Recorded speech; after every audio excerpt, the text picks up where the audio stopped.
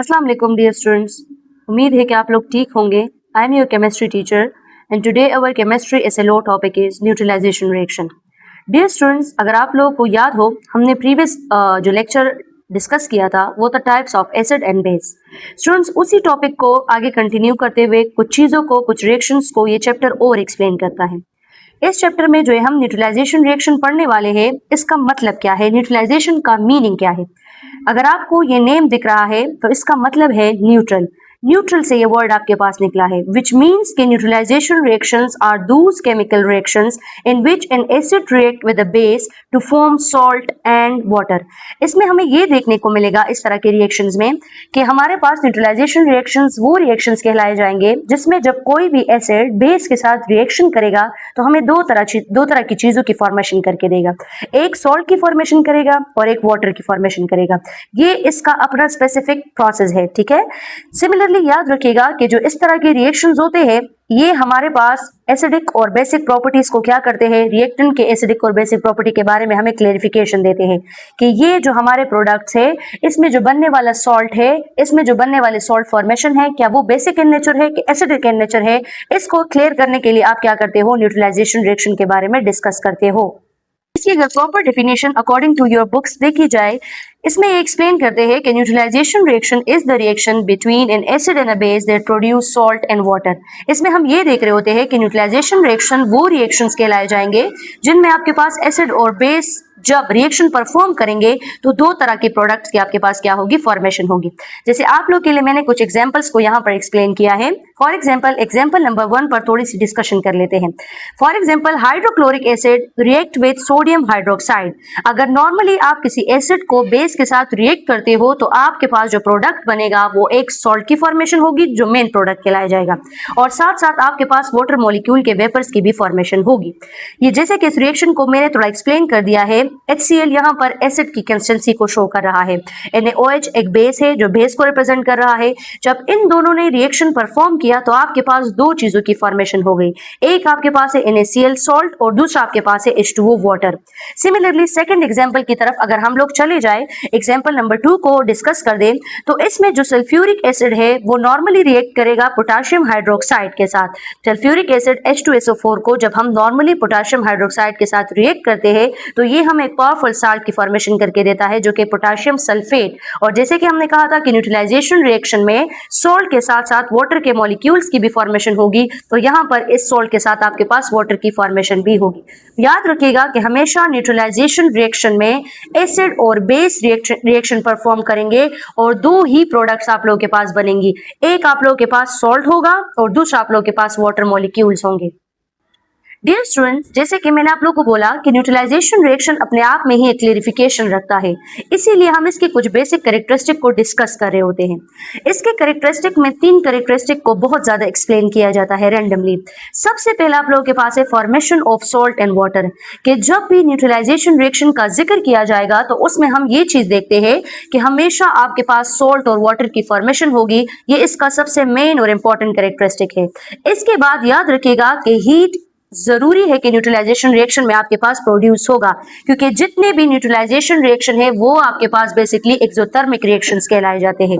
जब भी neutralisation reaction की फॉर्मेशंस होती है वहां पर आपके पास जो हीट है वो भी आपके पास क्या होता है, प्रोड्यूस होता है। सिमिलरली इसमें एक और कैरेक्टरिस्टिक को बहुत ज्यादा एक्सप्लेन किया जाता है, वो है कि हमेशा इस न्यूट्रलाइजेशन रिएक्शन के बाद आपका जो प्रोडक्ट होगा उसमें पीएच की वैल्यू क्या होगी, चेंज होती जाएगी। कभी कभी किसी रिएक्शन में ज्यादा एसिडिक प्रोडक्ट बन जाता है, कभी कभी किसी रिएक्शन में आपके पास जो सॉल्ट होता है वो लेस एसिडिक हो जाता है।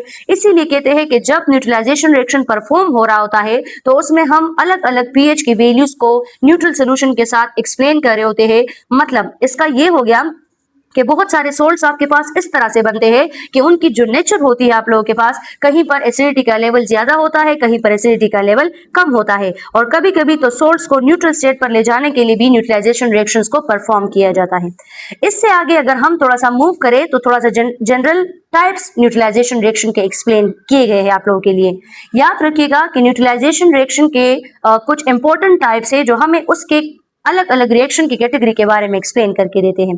सबसे पहले आप लोग के पास जो टाइप एक्सप्लेन होता है उसमें एसिड स्ट्रॉन्ग होता है और जो बेस होता है वो भी आप लोग के पास स्ट्रॉन्ग लिया जाता है। अब अलग अलग कैटेगरीज के टाइप से आपके पास सबसे पहले हम स्ट्रॉन्ग एसिड और स्ट्रॉन्ग बेस को डिस्कस करते हैं कि ये हमारे पास किस तरह के टाइप को एक्सप्लेन करेगा। याद रखिएगा कि इसमें आपका एसिड और बेस दोनों की कंसिस्टेंसी स्ट्रॉन्ग होनी चाहिए। हमने HCl ले लिया जो कि आपके पास एक पावरफुल एसिड है, हाइड्रोक्लोरिक एसिड है आपके पास, हाईली रिएक्टिव है, और साथ में हम लोगों ने एक बेस ले लिया जो कि है सोडियम हाइड्रोक्साइड। जब हाईली कंसंट्रेटेड HCl और हाईली कंसंट्रेटेड बेसिक नेचर का NaOH रिएक्शन परफॉर्म करता है तो आपके पास सॉल्ट की फॉर्मेशन होती है, NaCl बनता है और साथ में आपके पास H2O मॉलिक्यूल्स निकलते हैं, आयोनिक कंपाउंड की फॉर्मेशन होती है आप लोगों के पास। याद रखिएगा कि जब स्ट्रॉन्ग एसिड और स्ट्रॉन्ग बेस रिएक्शन परफॉर्म करते हैं तो आपके पास हमेशा जो सॉल्ट बनेगा वो आपके पास न्यूट्रल बनेगा, उसका जो pH लेवल होगा वो 7 होगा। हम लोगों ने प्रीवियस लेक्चर में pH के लेवल पर डिस्कशन की थी कि जो pH का लेवल है न्यूट्रल स्टेट पर अगर आपको शो हो जाए तो यहां पर इसकी वैल्यू आपके पास क्या होगी, 7 होगी।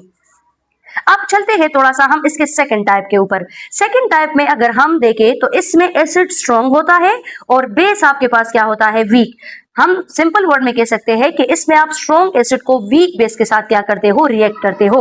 यहाँ पर हमने हाइड्रोक्लोरिक एसिड ले लिया, जैसे कि मैंने इसमें स्टार्ट में बोला कि ये एक highly reactive highly concentrated acid है आपके पास। इसको हम अमोनियम हाइड्रोक्साइड के साथ रिएक्ट करवा देते हैं, ये हमें अमोनियम क्लोराइड की फॉर्मेशन करके देता है। डियर स्टूडेंट्स याद रखिएगा कि आपके पास अगर एसिड स्ट्रॉन्ग है तो इस तरह के रिएक्शंस परफॉर्म होने के बाद जो सॉल्ट बनेगा उसकी जो नेचर होगी वो एसिडिक होगी, और अगर आप लोगों के पास बेस स्ट्रॉन्ग है तो अगर वो रिएक्शन परफॉर्म करता है और सॉल्ट की फॉर्मेशन करता है तो वहां पर जो आपका सॉल्ट होगा उसकी नेचर क्या होगी, बेसिक होगी। डियर स्टूडेंट्स, जैसे कि मैंने आप लोगों को बोला कि एक टाइप में आपके पास एसिड स्ट्रॉन्ग होगा और बेस वीक होगा। इस टाइप में हमारे पास जो एसिड होगा वो वीक होगा और जो आपका बेस होगा वो स्ट्रॉन्ग होगा। इसीलिए यहाँ पर मैंने जो एग्जांपल आप लोगों के लिए एक्सप्लेन किया है इसमें मैंने एसिटिक एसिड लिया है और उसको सोडियम हाइड्रोक्साइड के साथ रिएक्ट कर लिया है। आप लोगों को दिख रहा होगा कि एसिटिक एसिड वीक एसिड के तौर पर पहचाना जाता है, ठीक है। जैसे ही ये दोनों रिएक्शन परफॉर्म करेंगे तो जो सॉल्ट बनेगा वो आप लोगों के पास सोडियम एसीटेट बनेगा और साथ में वाटर के मॉलिक्यूल निकलेंगे।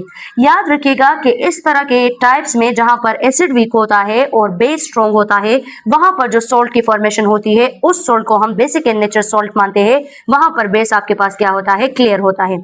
जैसे कि हम लोग अगर इसके टाइप्स की कंक्लूजन करें तो इसमें हमारे पास एक चीज क्लियर हो जाती है कि आपके पास अगर एसिड स्ट्रॉन्ग है और बेस वीक है तो वो कंपाउंड जो सॉल्ट बनाएगा वो एसिडिक इन नेचर होगा, और अगर आपका बेस स्ट्रॉन्ग है और एसिड वीक है तो उस कंपाउंड में उस रिएक्शन में जो सॉल्ट का प्रोडक्ट बनेगा आप लोगों के पास वो बेसिक इन नेचर होगा। ये आप लोगों का आज का न्यूट्रलाइजेशन रिएक्शन का टॉपिक था। उम्मीद है आप लोगों को समझ आ गई होगी।